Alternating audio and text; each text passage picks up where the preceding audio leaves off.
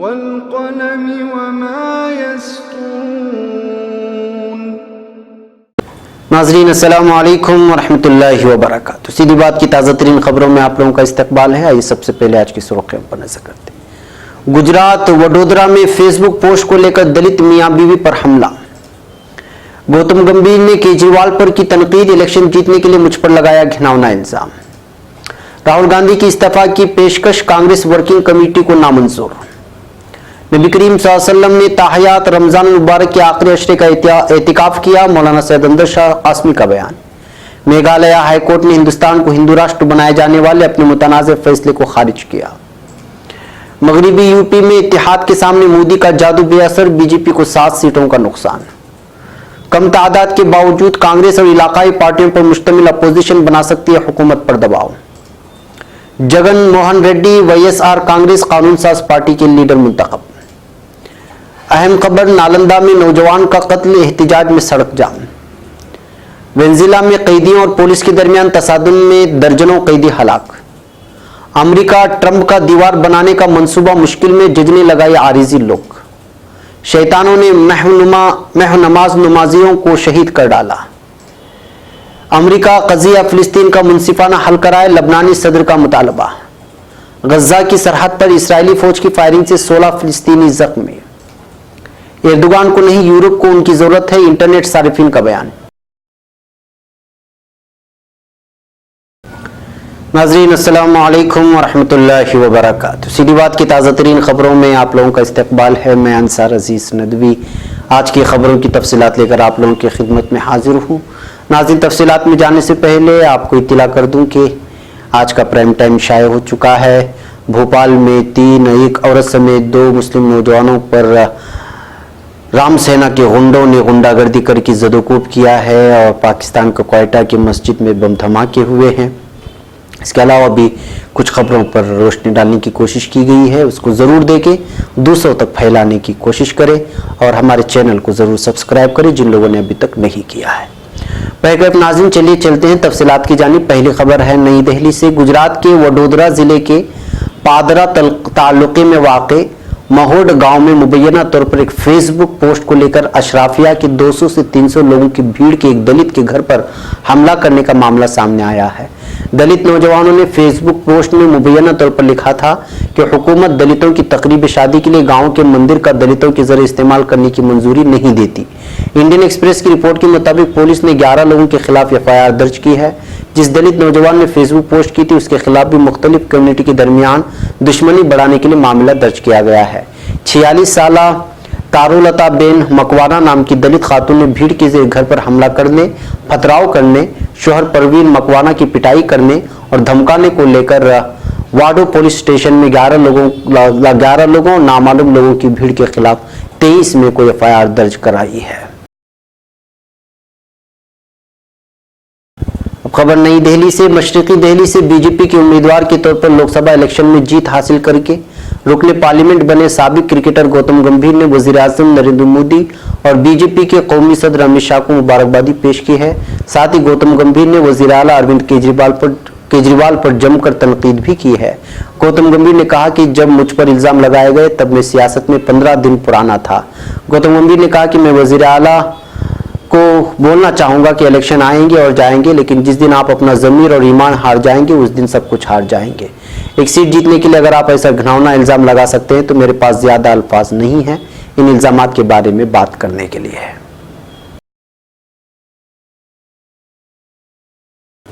ایک اور اہم خبر، کانگریس صدر راہل گاندھی نے کانگریس ورکنگ کمیٹی کی میٹنگ میں لوک سبھا انتخابات میں شکست کی اخلاقی ذمہ داری لیتے ہوئے استعفیٰ دینے کی پیشکش کی ہے، لیکن پارٹی کی اولین پالیسی ساز یونٹ نے انہیں استعفیٰ نہ دینے کو کہا ہے۔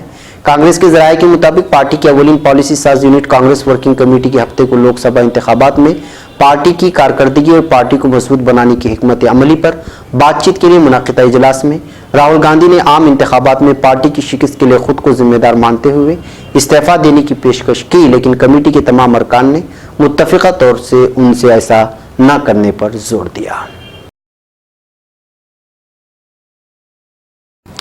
اب خبر بنگلورو سے۔ اللہ تبارک و تعالیٰ کی رضا کو حاصل کرنے کے لیے رمضان المبارک کے آخری عشرے میں اعتکاف کا مسنون عمل ہے۔ اعتکاف عربی زبان کا لفظ ہے جس کے معنی ہے ٹھہر جانا اور خود کو روک لینا۔ شریعت اسلامی کی اصطلاح میں اعتکاف رمضان مبارک کے آخری عشرے میں روزے کے ساتھ اور عبادت کی غرض سے مسجد میں ٹھہرنے کو کہتے ہیں۔ ہمارے آقا محمد صلی اللہ علیہ وسلم نے تاحیات رمضان مبارک کے آخری عشرے کا اعتکاف فرمایا، لیکن افسوس کہ آج ہمارے پاس اعتکاف کے لیے وقت نہیں ہے۔ مذکورہ خیالات کا اظہار ممتاز عالم دین مولانا سید اندر شاہ قاسمی نے کیا۔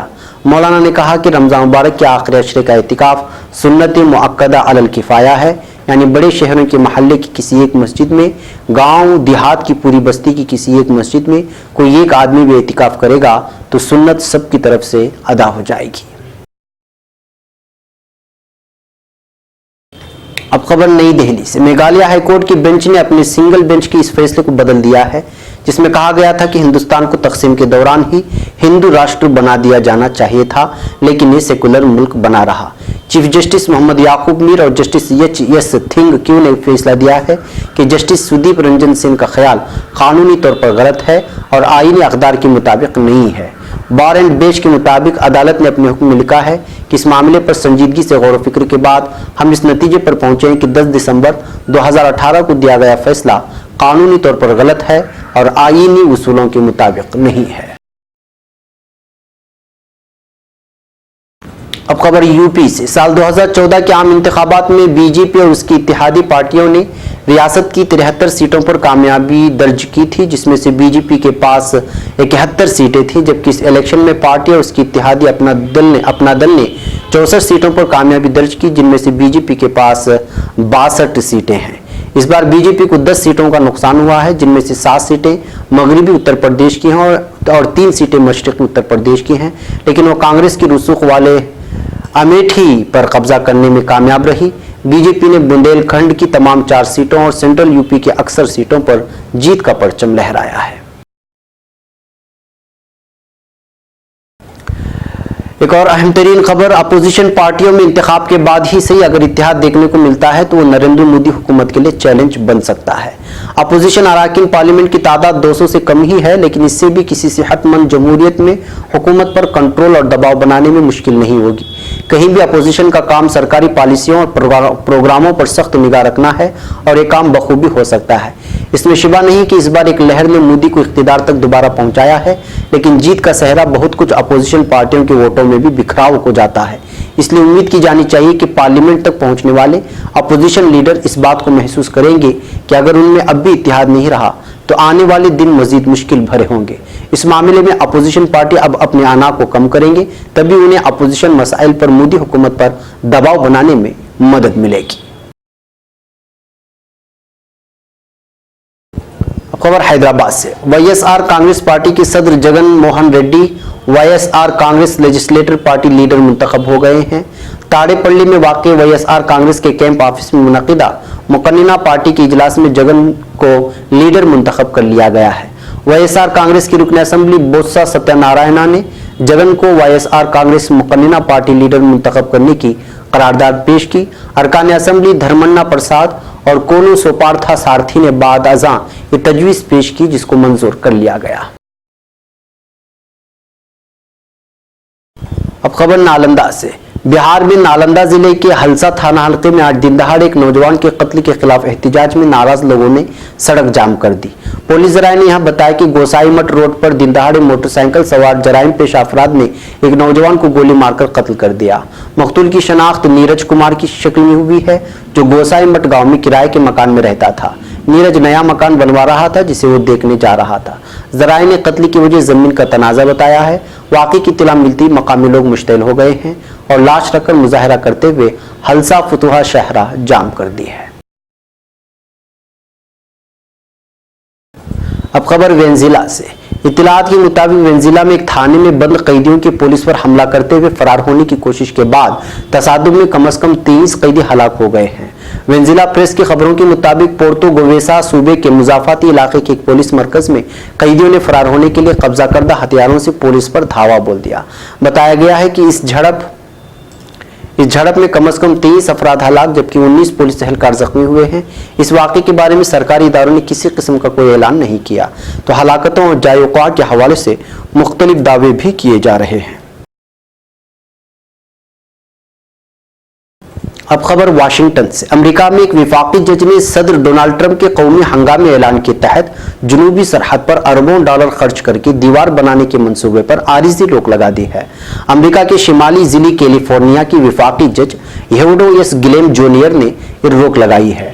ٹرمپ نے امریکہ اور میکسیکو کی سرحد پر دیوار بنانے کی یقین دہانی بہت پہلے کرائی تھی۔ اس دیوار سے در اندازی منشیات کی اسمگلنگ پر روک لگائی جا سکے گی اور یہ ٹرمپ کی انتخابی مہم کا بنیادی ایشو تھا۔ اب خبر افغانستان سے۔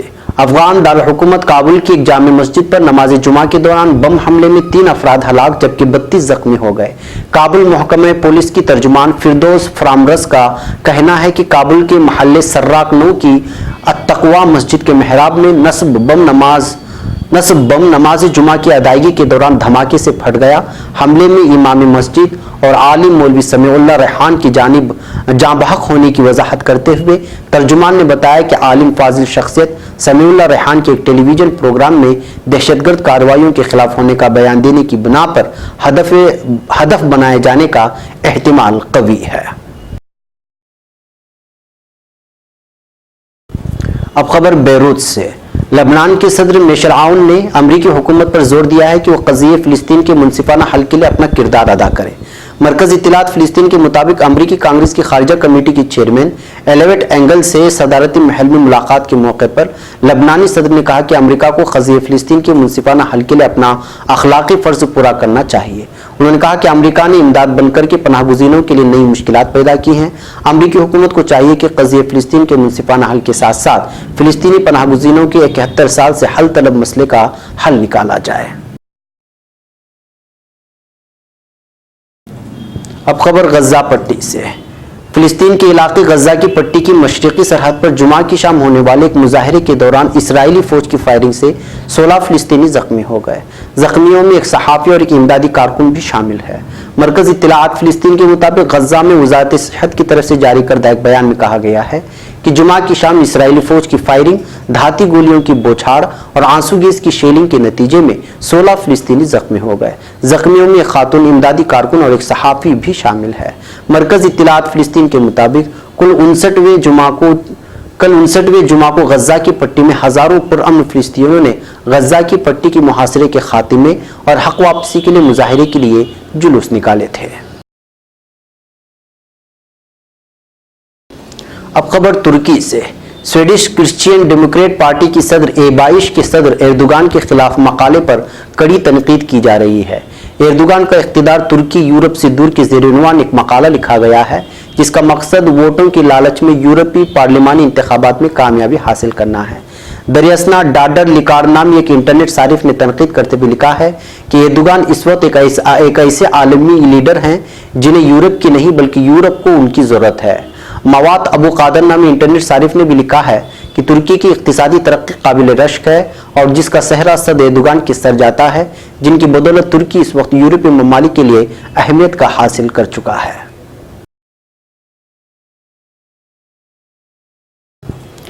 ناظرین، یہ تھی آج کی تازہ ترین خبریں۔ اگلی تازہ ترین خبروں کے ساتھ پھر آپ سے ملاقات ہوگی۔ ہماری پوری ٹیم کو اجازت دے۔ السلام علیکم ورحمۃ اللہ وبرکاتہ۔